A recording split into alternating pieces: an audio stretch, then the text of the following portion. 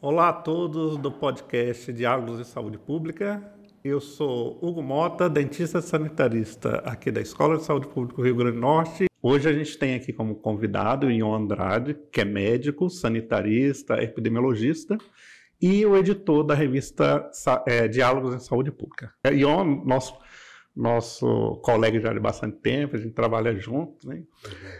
E foi a partir de você que surgiu essa ideia da construção da revista, né? Veja, as ideias, elas são sempre coisas que pertencem a um tempo. Portanto, há outras escolas de saúde pública que já têm revistas, né? A secretaria já tem produção científica, de maneira que talvez o insight em algum momento de levar isso adiante tenha vindo de mim. Mas eu diria assim, que as condições já estavam dadas para a gente poder dar esse passo. Quando o velho Cefop se converteu na Escola de Saúde Pública, uma das ideias que vieram praticamente de maneira natural foi a criação da revista.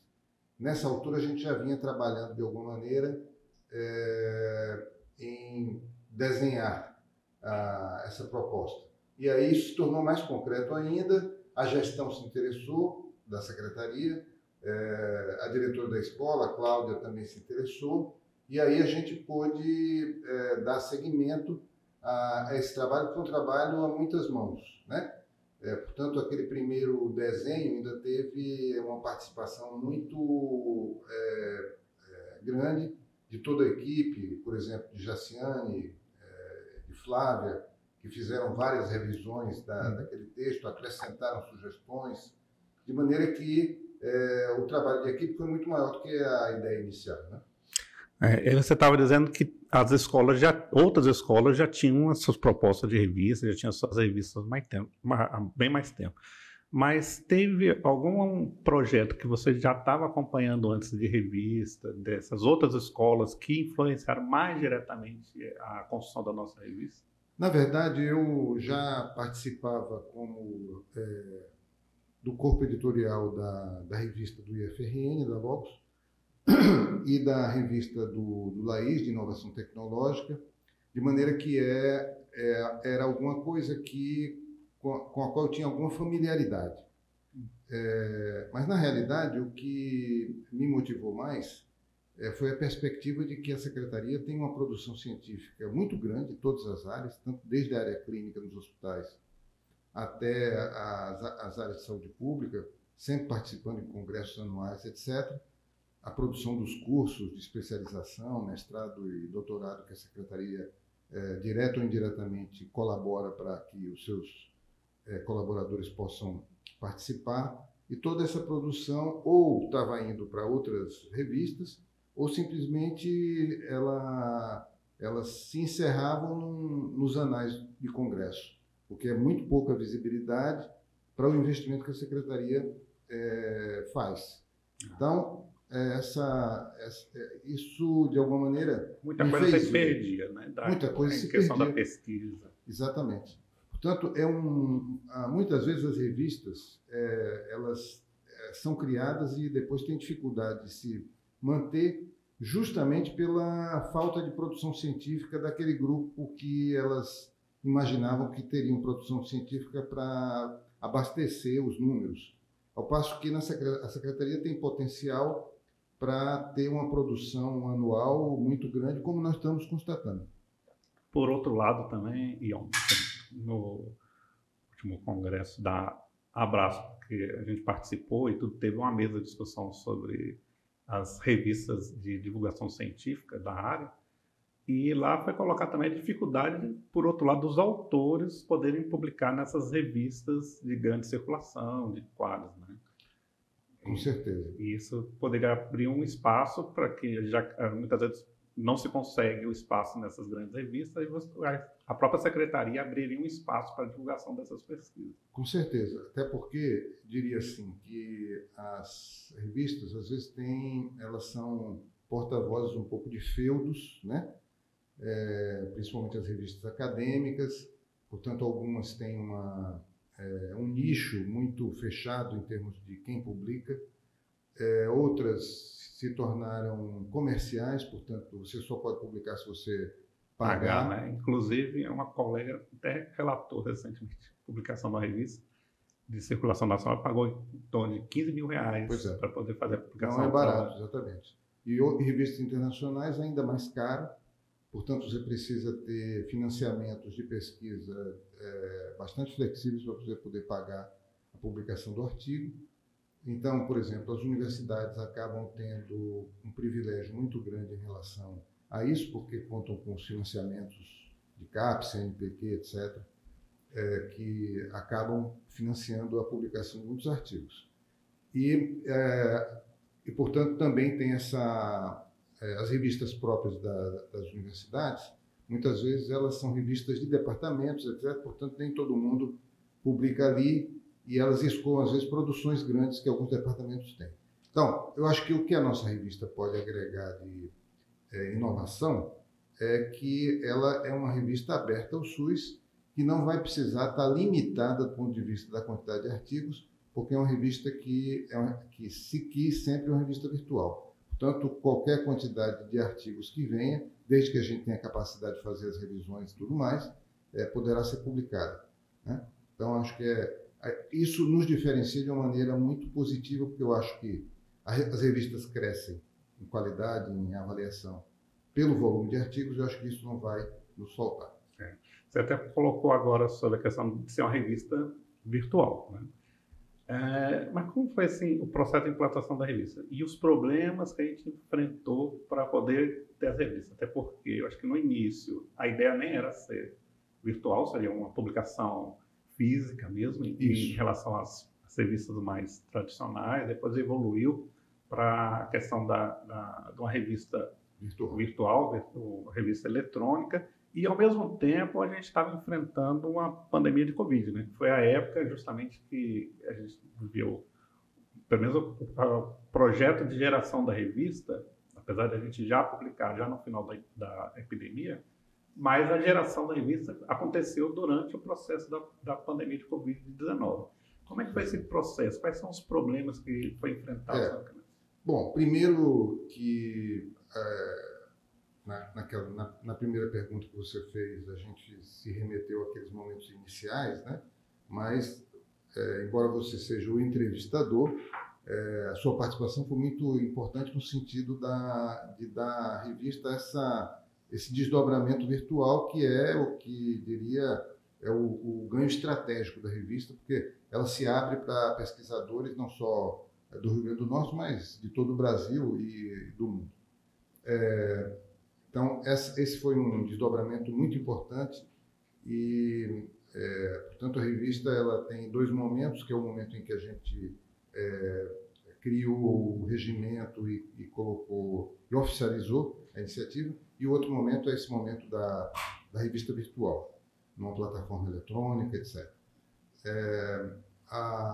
Em relação à questão da Covid, eu diria assim, a Covid ela teve inúmeros aspectos negativos, obviamente, perda de vidas, etc., mas ela nos jogou dentro de um trabalho de bastidores, que foi obrigatório, que talvez tenha viabilizado coisas como a revista.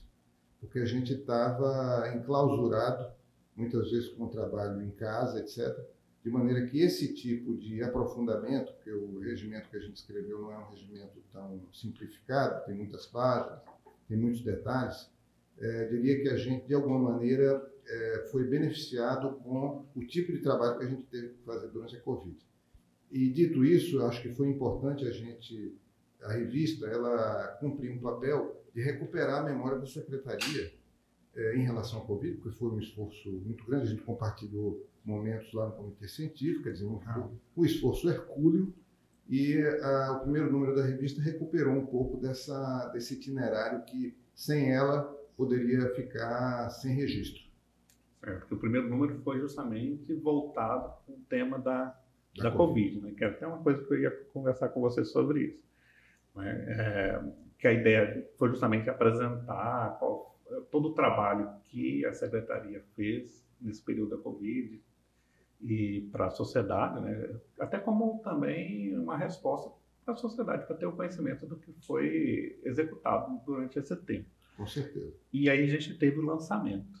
Né? E como é que foi esse lançamento? Qual foi a resposta que a gente teve Eu diria do assim público? que o lançamento teve um impacto importante, foi um momento, inclusive, de marcar um, um, o início de uma nova fase para a escola, e nisso também a revista. Tivemos a participação do pessoal do Ceará em relação ao compartilhamento da experiência mais longa que eles já têm. Da Escola de Saúde Pública Da do Escola Ceará. de Saúde Pública do Ceará, de maneira que diria que ali a gente teve muita gente no evento, muita gente interessada na revista, porque foi o último momento do último dia, e sala cheia, portanto, apontando para a possibilidade realmente de que a gente tivesse iniciado um ciclo numa área que a Secretaria passaria a ter interesse. Então, acho que preencheu esses requisitos de visibilidade, o lançamento, e acho que a gente se beneficiou com isso na primeira rodada de artigos, né? Portanto, esses artigos da Covid acho que foram bem escolhidos em relação ao propósito da revista, e acho que a visibilidade também foi uma ferramenta importante para dar a conhecer o que a Secretaria tinha feito. Certo. E assim, a gente também enfrenta alguns desafios de manutenção da revista. A gente teve todo esse processo de estar construindo a revista, de hoje, a gente já está na construção do nosso terceiro número, quarto número já. Uhum. Né? A gente já publicou 3 números, aí tem um suplemento, vai lançar mais um suplemento agora. Né? Mas qual o desafio que a gente tem de manutenção da revista, de manter ela como uma publicação válida? Porque a gente tem algumas coisas que têm custos, né? E muitas vezes a gente tem problemas de custo dentro do próprio serviço público também, de poder viabilizar esses aportes, por exemplo, a construção do DOI, né? Que dá alguns problemas, né? E a gente conseguiu um Qualis. Qual é esse processo? Quais são esses desafios de manutenção para essa revista ter uma importância que a gente pretende para isso? Veja só, tem uma coisa que é válida para a revista, mas é válida para muita coisa, que quanto mais autêntica é uma experiência, mais universal ela é. Parecem coisas diferentes, mas na verdade é a mesma coisa. Então, na medida em que a revista ela busque fazer bem a expressão do que a Secretaria produz, eu acredito que ela vai crescer de maneira muito natural.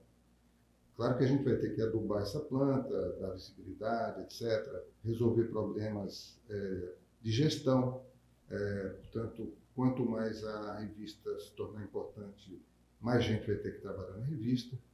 Portanto, ela nasce com uma pequena equipe, mas provavelmente o futuro vai exigir que ela tenha mais gente trabalhando, gente em áreas que, em princípio, não estavam no olhar da própria escola, passam a ser necessárias. A gente para fazer, por exemplo, a parte de comunicação, porque a interface de vídeos, né, é importante para a revista. Portanto, a escola já está pensando em ter um pequeno estúdio. Né? Essa aqui é uma iniciativa que tem a ver com isso. E, portanto, vai haver um crescimento que tem que ser acompanhado de apoio da Secretaria Institucional da Secretaria para que isso possa funcionar. Mas eu acho que a tendência da revista, quanto mais tempo ela vier a existir, quanto mais ela tiver beneficiado a Secretaria com essa visibilidade, mais chance vai ter de ir adiante. Eu acho que é um movimento que gera sempre mais interesse. E uma coisa que eu acho importante é o seguinte: a Secretaria ela tem que se preocupar em tanger a produção científica para a revista. A gente já tem conversado sobre isso. O que significa isso? Por exemplo, os cursos de pós-graduação que a Secretaria financia devem ter trabalhos de conclusão de curso no formato que é publicado pela revista. aos colaboradores da secretaria que estejam fazendo mestrado e doutorado com tempo para isso. A contrapartida deles, né? Como contrapartida, concedido pela secretaria, devem publicar os seus resumos expandidos na revista. As experiências de extensão, e muitas vezes os hospitais têm experiência de extensão, devem ser publicados na revista. Portanto, eu acho que a secretaria deve cuidar de dar à revista essa matéria-prima que é fundamental para ela se consolidar. Mas eu acho que isso é algo que a secretaria já absorveu, de maneira que talvez a gente deva, enquanto equipe da revista, assegurar que isso realmente aconteça. Mas eu acho que a secretaria já absorveu a importância disso. Então, eu acho que, embora vá precisar de muito trabalho, muito foco, etc., mas eu acho que a gente tem um caminho que leva essa revista a ter um ganho de qualidade que vai ser percebido pelos órgãos avaliadores, sem que a equipe precise se neurotizar por isso. Porque acho que uma grande diferença em nosso favor em relação às revistas acadêmicas é que a gente não precisa, por obrigação, de estar cumprindo coisas que possam ser obrigatórias para as revistas acadêmicas. Então, a gente desfruta de uma certa flexibilidade, mas, ao contrário do que pode parecer, talvez isso nos projete mais longe do que algumas revistas acadêmicas que nem por isso galgaram maior nível de quadros, né? Joia. Então, assim, você já até colocou bastante coisa sobre o futuro da revista, né? A gente tem até outros projetos que estamos discutindo. Agora, o próprio podcast que a gente está, né, é um projeto de divulgação da Revista dos Trabalhos, né, que se propõe a fazer justamente essa conversa com os autores e pessoas importantes dentro da saúde pública, que tem a ver com o tema da nossa revista, mas também a gente está até pensando em ter uma expansão. Por exemplo, a gente teve agora esses números de suplemento de análise de eventos, e é até uma demanda que tem chegado, né, Ion? De simpósios, eventos de divulgação científica que acontecem tanto pela secretaria, mas também até pelas as universidades e outras instituições de ensino, de divulgar os anais dentro da nossa publicação. A gente está até em discussão para a criação de uma nova revista voltada especificamente para esses anais, e a gente já andou conversando também com uma proposta de ter uma editora da revista, justamente também para publicar aquele outro tipo de material em formato de livro já, né, para a gente poder estar divulgando, né? E como você vê isso? E também, aproveitando, você também está no processo de aposentadoria agora, já saiu da sua aposentadoria, a gente está sabendo, né? Mas você continua como editor da revista, pelo menos durante um tempo, você já expôs o seu desejo de também já passar esse bastão, mas como você vê também na sua continuidade dentro da revista, como colaborador e como também membro do comitê científico, como é que é essa? Eu acho que nós fomos sábios de colocar isso no regimento, de que os colaboradores aposentados da secretaria podem contribuir na gestão da revista, né? De maneira que isso abre a possibilidade para a incorporação de muita gente que fez ao mesmo tempo uma formação acadêmica e que se aposentou, mas que pode voltar a colaborar em coisas que sejam prazerosas também, porque, por exemplo, escrever um artigo é uma coisa que dá prazer, não é somente a questão da produção científica como um trabalho, mas também um pouco como uma arte, uma satisfação pessoal, né? Isso. De maneira que eu acho que foi interessante a gente abrir a revista para essa clientela que certamente em breve a gente vai poder estar contando com a colaboração, entre os quais eu me incluo, né? Eu me vejo, por exemplo, continuamente produzindo artigos sobre a realidade de saúde do Rio Grande do Norte para publicar na revista.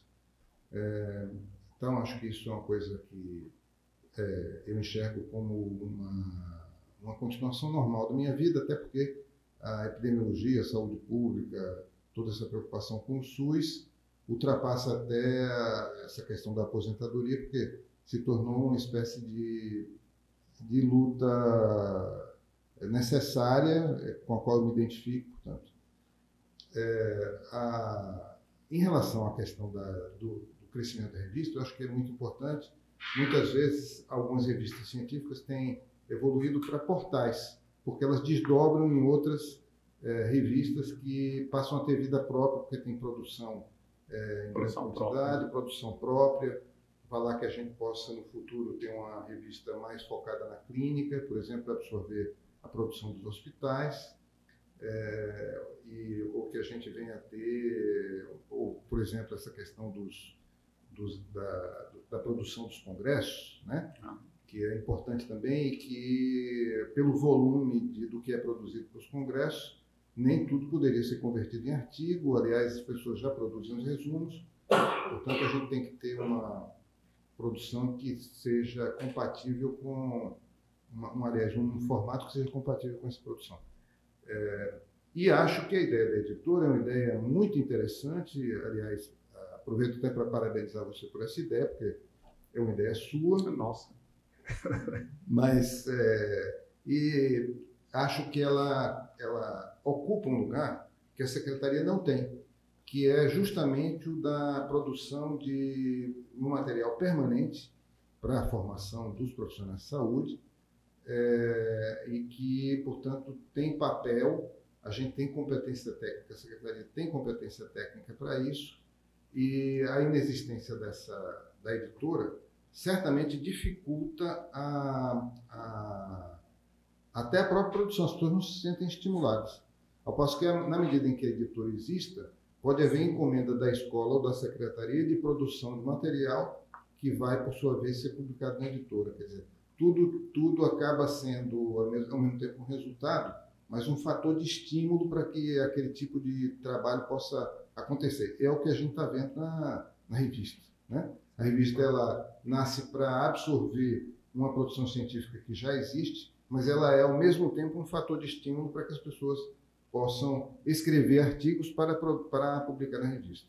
Então, tem esses dois lados aí. Eu acho que a editora e a revista para os anais dos congressos, ela é o início de, quem sabe, de um portal de revistas, né? Estamos numa caminhada que apenas começa agora, mas a Escola de Saúde Pública, no contexto do que é a Secretaria de Saúde Pública, ela veio para ficar.